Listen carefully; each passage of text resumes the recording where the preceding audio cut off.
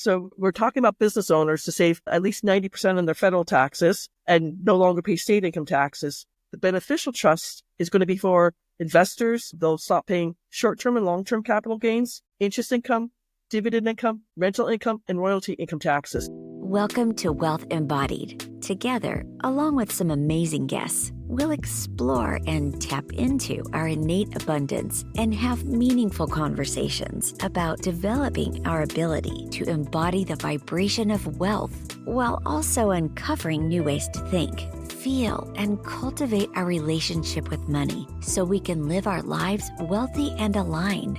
Let's welcome our host, Alara Sage. Hello, and welcome to another episode of Wealth Embodied, where we activate and inspire you in your wealth consciousness, your creative genius, and your visionary impact. I'm your host, Alara Sage.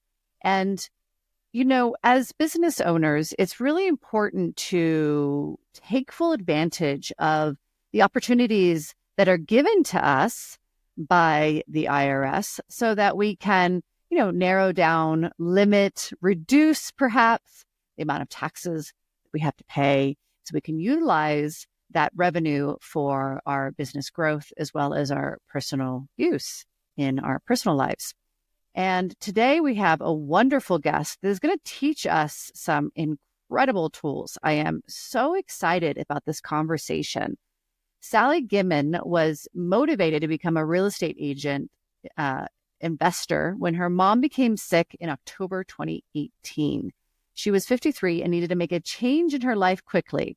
She has been an insurance agent for 20 years and has used her experience to make positive changes. And she now shares her information weekly in the real estate group with Win-Win Women TV. Sally, welcome. That was actually my grandmother's name, so I have such a connection to that beautiful name. Do you know if she was a Sally Marie or a Sally Ann? I don't think she was either. Okay. Most of them, my brother named me after a cat, so it's a little bit different for me. That's a really good question. Now I feel like I don't know. It was one of those. People tell me, oh, my Aunt Sally, my great Aunt Sally, your mom, your grandmother. Exactly. Yeah, well, and because she was my grandmother, we called her Nana. So I don't know. It very well could have been her name had another layer to it. Yeah, absolutely. Yeah, my brother funny. was 2.5 years old when I was born, and my aunt in Ireland named the cat after my Aunt Sarah, named Sally. And my mom's like, I love that name. I'm like, I do too. So it's a nice name. That's wonderful. So, Sally, tell us, you got into real estate investing. How does that relate to what we're here to talk about today with business trust? Well, the Spendthrift Trust is legal. It's in the IRS tax code 643B. It's been in front of the United States Supreme Court on 2 separate occasions. Paul Benson was a Harvard law professor. He wrote 5 different trusts to save taxes. I personally have both the business trust and the beneficial trust. I make more money in my real estate, but I do have 2 online stores. In both 2022 and 2023, I personally saved 92% on my federal income taxes. I'm in just outside Charlotte, North Carolina, and I paid no North Carolina taxes. And I want to teach this to other people because it's the best kept secret of the rich. If you don't mind my sharing, I just talked to a business owner in New Jersey today. We will save him $165,685 for the full year if he gets the business Spendthrift Trust. That's his money to reinvest and do what he wants. Put it back into the business, pay off his mortgage, buy a new car. I mean, this is legal. People don't know about it. Wow. I mean, that is a tremendous amount of money to save and to not, be paying taxes. So let me understand this correctly. The business trust is like a subset of the Spendthrift Trust. Is that correct?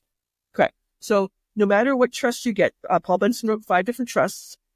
All 5 trusts save you taxes year after year, generation after generation, keeps your information completely private.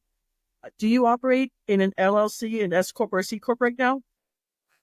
I do, personally, yes. Okay.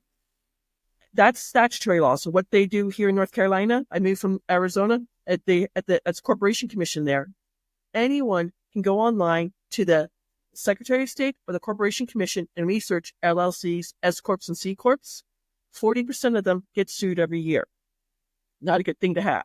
So the trust is on the federal level. So we highly, highly suggest you shut down your LLC, S Corp, C Corps, because we don't want you to be sued. And then all lawsuits become frivolous. So true story, one of my investors has 100 doors in Chicago. Over the summer, he couldn't slow down for an accident. He's a big, huge, I haven't seen the RV, but a very expensive RV. His insurance card showed the trust name. His driver's license showed his Illinois driver's license showed his name. God bless you. 6 weeks later, after the accident, he got a $500,000 lawsuit for pain and suffering. He just sent the first page of the trust back to the attorney and said, I have $100,000 on my car insurance or my RV insurance. That's what the owner would get. So he got to save. He saves renter's insurance, and he saved a $500,000 lawsuit too. So it's an amazing thing. Incredible. So why was this created? Great question. Way back in history, King Henry VIII, that famous king who chopped off his wives' heads, started the Church of England so he could divorce his wives. He went to go tax the lords and ladies of England, and they went further back to the 13th century to the Magna Carta, and it's contract law. So it came to the colonies while we were part of England. It's contract law. When our tax code went into effect February of 1913, the super rich families, the Rockefellers, the DuPonts, the Carnegies, the Kennedys, they made sure they could save taxes. Again, IRS tax code 643B. Well, Alara, if they can save taxes, we can save taxes. And I mean, I researched it because my true story, I found out April 4th of 2020, my tax bracket, there's 7 different tax brackets. My tax bracket went from 22% to 24%, and I owed the federal government $94,000 in short-term capital gains. It's the middle of COVID. 3 of my properties didn't pay me April 1st. I was in a money crunch, and I'm like, I have to find a solution. So that's what I did. Wow. And so through your research, you found this trust? Correct. That's incredible. I had read an article. The Rockefeller Spendthrift Trust is called The Office. And I had read an article on that, and I just started researching it and calling different law firms to find out how I too could save taxes. And now I'm a representative of the law firm. If you call the law firm, they're accident attorneys. They'll like, oh, we don't do this because they don't want, how do I say this? They don't want the crazies to call them, because I do talk to some interesting people. That's hilarious. And so why is this not more well known? Great question. There are 1 million attorneys active in the United States right now. Only 4% are trust attorneys. Only a few law schools have trust attorneys or follow as trust. A textbook trust attorney study in law school is called Scott and Asher on Trust, 5th edition. I've had CPAs, I've had other attorneys saying this is fake. I'm like, it's not. It's legal as legal can be. And, the law firm has been around for 77 years. Not a single trust has ever been audited in 77 years. Only one trust was examined by a senior IRS agent. The neat thing about it, 2 weeks after he examined the business trust he was looking at, he sent an unsolicited letter to the law firm saying, here are the tax codes I use. Please, I'm pleased to share this with you. So if anyone wants to get that information, they can reach out to me. I'll send them, we call it the Myers IRS letter. I'll send it to them. I mean, this is just so incredible. I'm kind of awestruck. Can a trust be audited? I'm sorry, can the trust what? Can a trust be audited? You could be audited. Again, the law firm in 77 years, not a single trust has been audited. We have probably about 700 clients. Paul Benson wrote these trusts. I want to say like a titanium vault. They have been fantastic. I did talk to a real estate group. This is kind of a scary story. I talked to a real estate group in Atlanta, and one guy raised his hand. He said, "Hey, but I bought a Spendthrift Trust for $1,000 off this woman." I'm like, "Who's behind you? Like, what if someone sues you? Do you have a law firm to stand behind you?" He's like, "I don't know." I'm like, "I don't want to trust." He had 4 Airbnbs. I mean, someone could sue him and take those 4 Airbnbs from him if something went wrong. I mean, The law firm has changed its name because it's now Paul Benson's grandson and great-grandson, but they have the copyright on the trust, and we're helping clients save thousands of dollars. It's an amazing thing. So did I understand that correctly, that the trust that you're representing is backed by a law firm? Correct. So I'm a representative of the law firm. When you start a trust, they will send you a certification saying if you get questioned by the IRS, they will defend you free of charge. Now, the way the trust is written, 97% of tax returns every year are going to be a 1040 tax return, where you write off your home office, you write off your cell phone, things like that. The trust files a 1041 tax return, and that's how they can save so much in taxes. Worst case scenario, I don't have any children, so if my great-great-niece decides she's going to cancel this trust in 2090, she'll cancel out the EIN or employee identification number that, if you have an LLC or S Corp, it's the same thing. Any taxes saved in 2090, she'll have to pay, but anything before that, once it's passed over, the taxes passed over, they'll never come back to bite her or anything like that. So it's only if the trust is closed that would Correct. be a potential. I don't know why my great-great-great-niece in 2095 will close it. I hope she won't. Right. Right. It just, people question that because it does go from generation to generation. Again, the Rockefeller's Trust, 7 generations old, has almost 400 people under the same EIN or employee identification number, tax ID number. Each person files a different 1041 tax return, but if the Rockefellers can save money, you and I should be able to save money.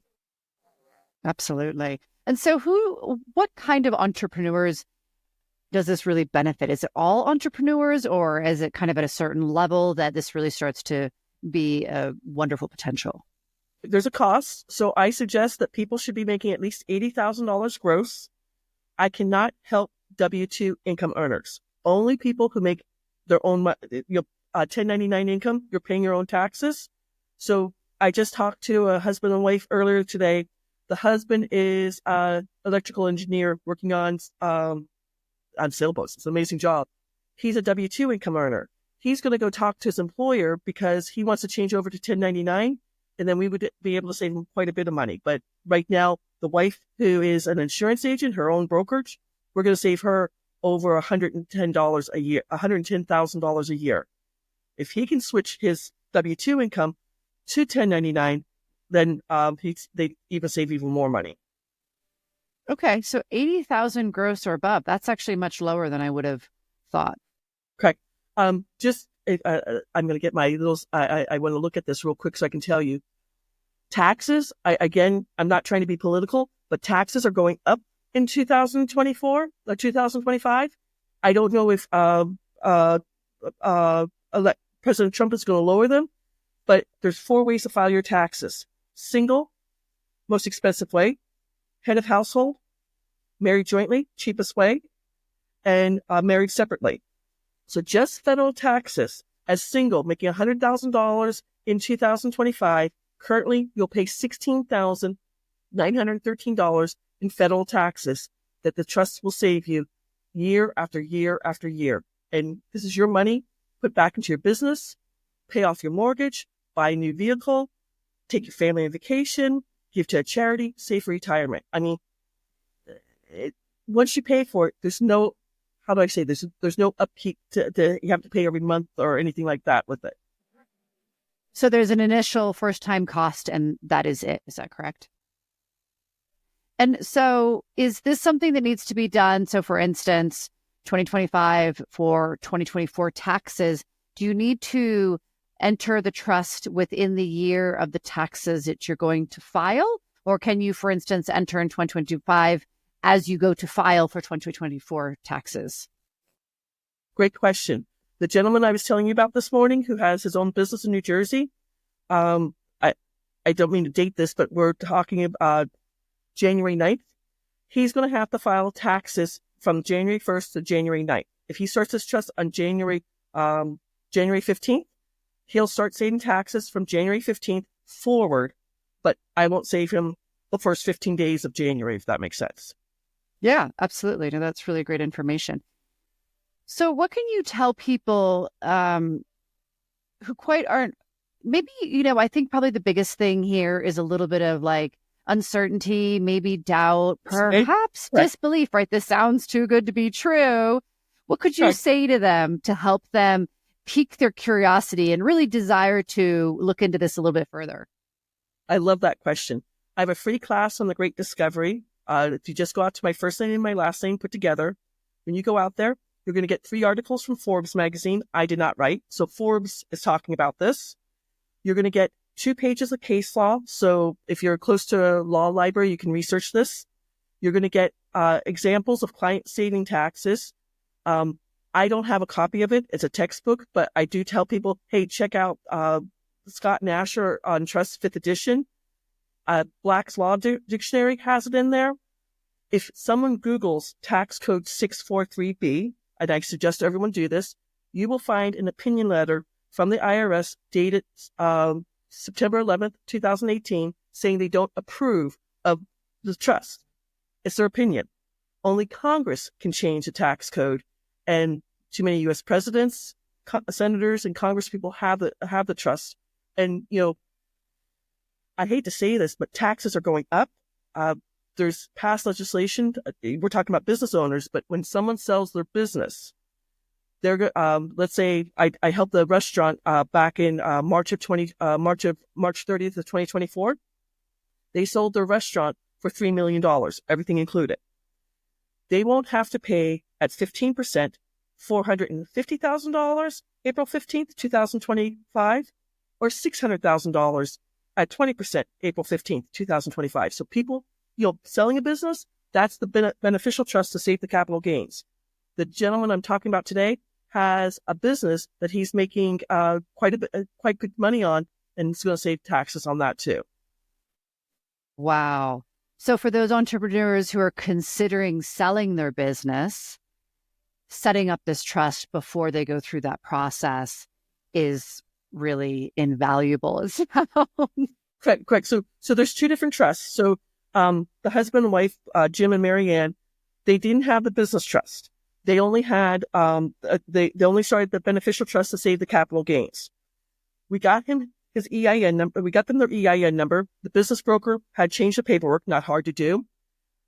They started the trust on March 29th.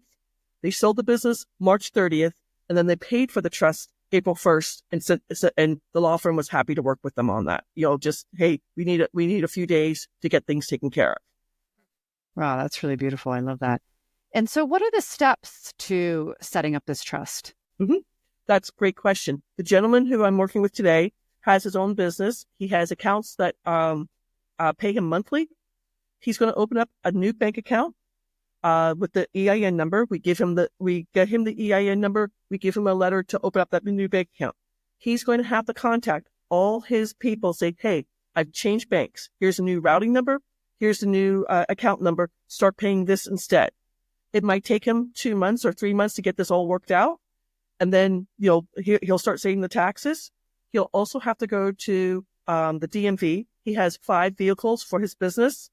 He will change the title from the business name into the trust name. So if he has, I don't wish him any accidents, but again, his insurance will pay for it. The trust will pay for the insurance. The trust will pay for the changing the title. The trust will pay for gas into the vehicle.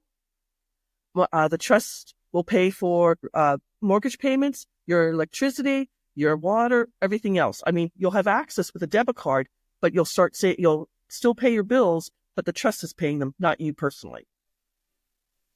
Right.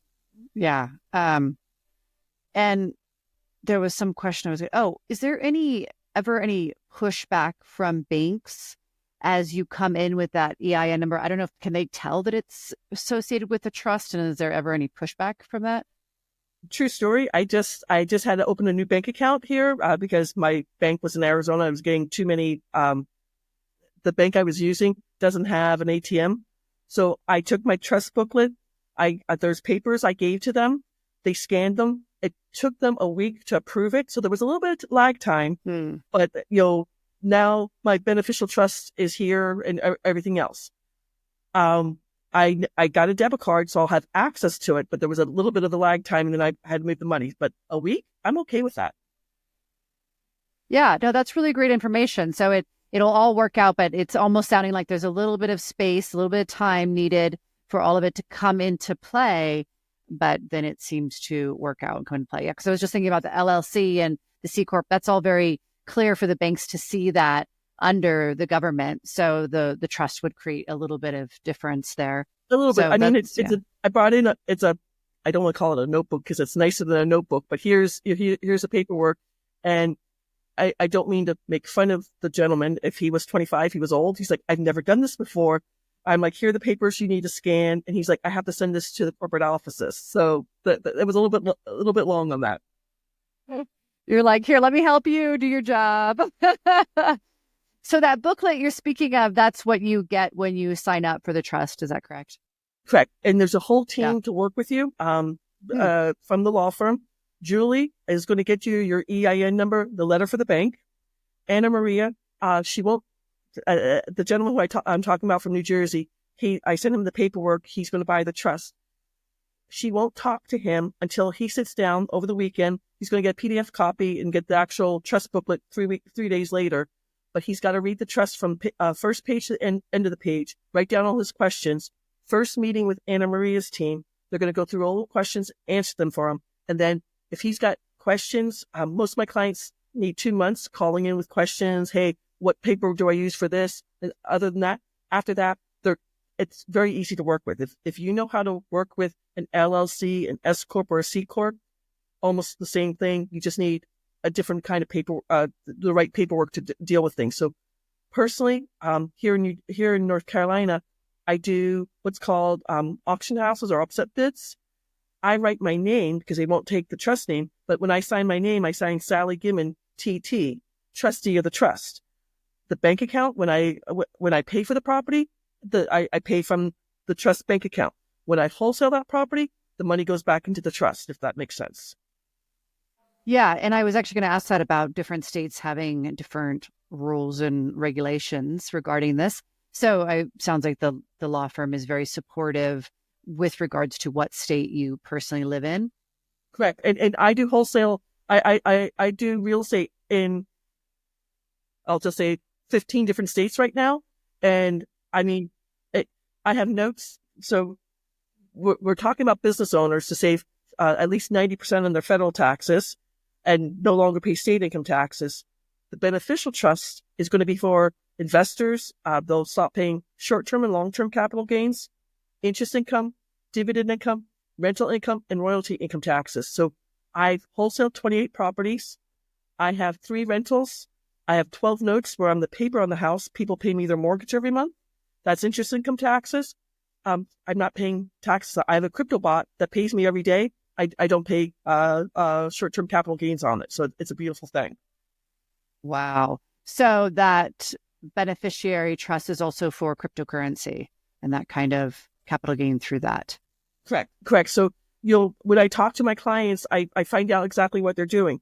Again, back to this New Jersey business owner, he's got a whole bunch of crypto in a cold storage. He doesn't plan to sell it now. He doesn't need the beneficial trust. He wants to save the $165,000 a year. He's like, oh my God, that's changing his life. He wants to save that. And he goes, then I can open up the other for his crypto. But he understands he would need 2 different trusts because crypto is short-term capital gains. Correct. Right. Yeah, no, that's really good. It's really to understand that you can actually use that for cryptocurrency. I actually had that question in as well. And so we just answered it. It's very ironic.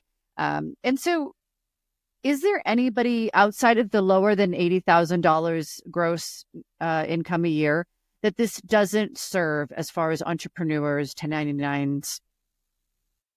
Honestly, if you're making the right amount of money to do this, I do have clients, foreign clients who are in the United States with property. There's one more sheet of paper for them to fill out. But other than that, no, I have clients. I have 7 truck drivers. I never knew independent truck drivers make so much money. They yes. They do. Can I tell you a funny story? Yes, please do. I'm on TikTok. I get a message on TikTok. Can you please call this phone number at 2:00 East Coast time tomorrow? So I call the number. this guy answers, he's like, what? I'm like, I was told to call you today. You want to save taxes. He's like, my damn wife. What does she try? So we start having a conversation. He's out in Nevada, so there's no state income taxes. We're going to save him $69,880 in a full year. And he's just like, how much? And I'm like, this is how much you'll save. And he goes, how? He goes, what if I tell, he's on his mandatory, truck stop bus? Because there's 6 other truck drivers here who are independent. Wow. And I'm like, let me send you my affiliate link, sign up for it. And that's how I got all these truck drivers. And I'm like, I didn't know truck drivers make $165,000 a year. That's amazing. Yeah, I met a truck driver, a person, I forgot what you called it, but where they're for themselves. And I was so impressed with how much money they made. This is just a random conversation that we're having here. But yeah, good for them. Absolutely good for them. So what you were saying about foreign people who may or may not have citizenship, is that what correct you're saying, but they own real estate or business in the U.S., it can also benefit them. Correct. There's one more HB paperwork for them to file, the file. Not hard at all. But, one of my clients is a Pakistani citizen, but he has a business in Detroit, and he's saving about $72,000 a year in taxes. Incredible. I have already learned so much. My interest was already piqued. And interestingly enough, just on a personal note, I've had a lot of the trust information come in. I feel like this is something that seems to be being educated a little bit more in our collective consciousness. And it's very, very important because, yeah, of course, as all entrepreneurs, we want to make the money, but then of course we also want to keep the money. And I'm not anti-American at all. I love this country, but my mom and dad, 97% of the trusts sold in the United States are what's called the family trust or the living trust. That's what my mom and dad had. I avoided probate, and I appreciate that. But this trust saves you taxes, keeps your information completely private, and all lawsuits become frivolous. I mean, it's what the Rockefellers and DuPonts and the Carnegies have, and it's not taught in school. So I appreciate you having me on your podcast just to let people know there's a solution. Maybe not today, but 2 months from now or 6 years from now. Absolutely. Yeah. And always the awareness, right, is the first step. Having the awareness that these things exist. Exactly. And then having that curiosity piqued and then taking those steps if it resonates. So absolutely. Thank you so much for, I would only imagine the amount of research and time that you spent learning about this and bringing it first into your space and then bringing it to other people's space. That is quite a gift of service that you're bringing to other people. So thank you so much for that. Do you know who Bob Proctor is? No. Yes. I'm a student of his Thinking into Results, and my coach said, you're playing too small. And she's like, you've got to get this out. Because I do it in my real estate group. But, I'm on social media, and, the gentleman who I'm talking about from New Jersey, he's just like, I could start my own charity. I'm like, you can do whatever you want with this, with the money. I mean, think of it. Start giving money to, I'm personally dyslexic. I give money to the Dyslexia Society because people need to know. Thank God I had someone teach me how to read correctly, because I love to read now, but there's so many people out there who don't get it.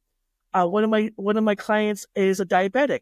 He's trying to help people who can't afford insulin. I mean, these amazing things they can do with the money they're saving. Yes, that's the thing I love about money is it can open doors for us, right? It can help us have a larger impact in the world, which is fundamentally what all humans desire. So yeah, absolutely. That's wonderful.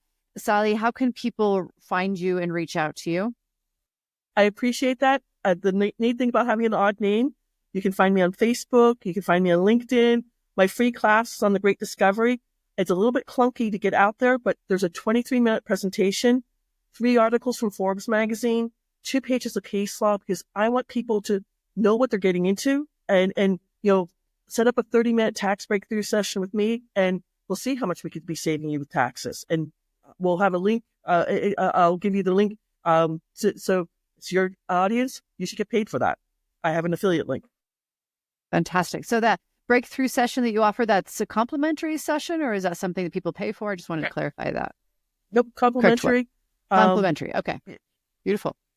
And then I send an Excellent. email with all the information. So that's why I have the little calculator still up for the gentleman from New Jersey. All of those beautiful ways that people can build trust to learn about the trust. Sally, my love, thank you so much for being here with us today. And as I said Thank already, you for having me on your podcast. I appreciate that. Yeah, for, really for putting in the effort and finding the solution for yourself so that you could also bring that solution to other people and listening to your mentor and no longer playing small. It's a very beautiful thing that you're bringing to humanity. So thank you for your brilliance. I appreciate it. Thank you. And to the audience, I mean, yeah, I just am curious, whose curiosity has this not piqued? Because if you are making 80,000 or above, yeah, I truly hope that this has piqued your curiosity and that you will start to follow the little breadcrumb trails to learn about Sally and what she's bringing forth and share this information with others so that we can all benefit from this beautiful information. Share this episode as much as you can so other people are aware of this. And as always, I deeply appreciate you as the audience. And until next time, I love you so much. Thank you for being a part of Wealth Embodied. As you experience each new day, we want you to feel that you are capable of tapping into your innate abundance and living your life wealthy and aligned. If you want to be invited to the next episode, just subscribe to our podcast. And if you need more information in the meantime, go to alarasage.com.